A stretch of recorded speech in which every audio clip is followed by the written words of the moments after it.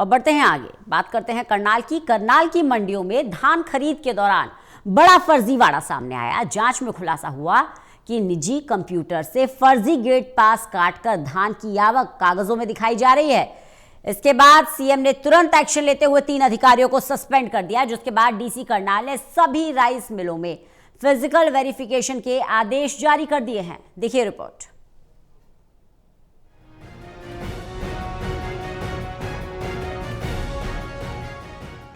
करनाल की मंडियों में धान खरीद के दौरान बड़ा फर्जीवाड़ा सामने आया। जांच में खुलासा हुआ कि निजी कंप्यूटरों से फर्जी गेट पास काटकर धान की आवक कागजों में दिखाई जा रही है। इसके बाद सीएम ने तुरंत एक्शन लेते हुए 3 अधिकारियों को सस्पेंड कर दिया, जिसके बाद डीसी करनाल ने सभी राइस मिलों में फिजिकल वेरिफिकेशन के आदेश जारी किए ताकि अगर गड़बड़ी हुई है तो उसको पकड़ा जा सके।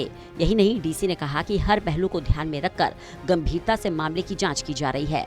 आगामी 4 से 5 दिनों में जांच पूरी कर ली जाएगी। इस मामले में अगर कोई और शामिल होगा तो उस पर भी कार्रवाई की जाएगी।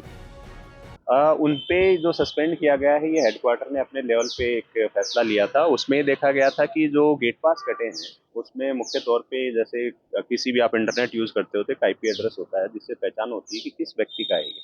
हर फोन में भी एक आईपी एड्रेस होता है जब इंटरनेट चलता है, तो उसमें एक आईडी पे कुछ लोगों की अलग अलग आईपी एड्रेस थी। तो सरसरी तौर पे लगा कि कुछ और लोगों ने इसका इस्तेमाल किया गया है। इस बारे में कल ही आपको मैं अवगत कराना चाहता हूँ। मेरे पास एक डिटेल्ड इंक्वायरी के लिए एक लेटर आया है हेडक्वार्टर से इसी मसले में। अभी जो 3 सस्पेंड हुए हैं, इसके बाहर भी अगर किसी का कोई रोल है, अभी तो ये कि किसी और ने यूज़ किया, किस व्यक्ति ने यूज़ किया, कहाँ यूज़ किया, मंडी में किया, मंडी के बाहर किया है, कहाँ यूज़ हुआ, किस व्यक्ति ने किया है, उसकी इंक्वायरी हम 3-4 दिन में पूरी कंप्लीट कर लेंगे। वहीं डीसी उत्तम सिंह ने आगे कहा कि यूपी का धान आ रहा है। इस पर डीसी ने कहा कि सभी नाकों पर ड्यूटियां लगाई गई हैं।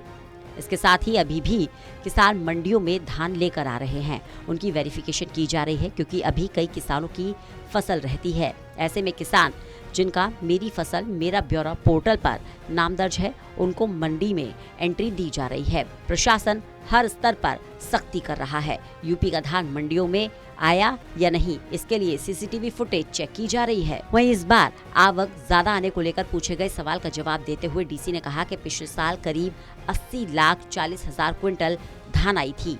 इस बार करीब 9,50,000 क्विंटल आई है। इसके पीछे कारण ये है कि इस बार बासमती का एरिया घटा है। जो पहले 1,70,000 एकड़ था, वो घटकर 1,10,000 एकड़ पर आया है। 3 अधिकारियों को सस्पेंड किया गया है। उनको लेकर एक शिकायत पत्र आया जिसमें डिटेल जांच के निर्देश दे दिए गए हैं। वो निकल के आएगा उसके हिसाब से सरकार को फैसला लेना है, लेकिन इसमें बिल्कुल फिर इंक्वायरी करके एक बार बताएंगे किस लोगों ने कैसे किया है। और दूसरा, इसमें एक चीज और बताता हूँ, हमने करनाल मंडी की और बाकी मंडियों को मैंने बताया है कि जो टाइम स्टैम्प होता है कि कितने बजे गेट पास कटा और सीसीटीवी फुटेज में उस टाइम पे वो गाड़ी है कि नहीं है, बिना उसके काटा कि नहीं काटी, ये पहलू भी हम जांच करें। डीसी ने ये भी कहा कि आईडी पर कई आईपी एड्रेस मिले हैं। ये पता लगाया जा रहा है कि आईडी मंडी में चलाई जा रही है या मंडी से बाहर।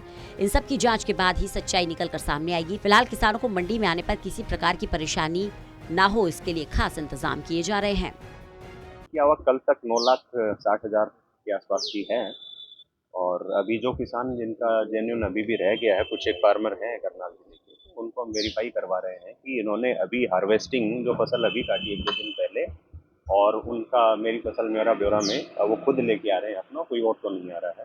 तो जो यूपी से आपके नॉलेज में होगा कि ऐसे आरोप लग रहे हैं कि यूपी से आ रही है, तो हमने नाके लगा रखे हैं 2 दूर, और यही वजह है कि थोड़ी सख्ताई ये है कि बाहर की धान ना आए और हमारे किसान की वो सबसे पहले पहुंचे।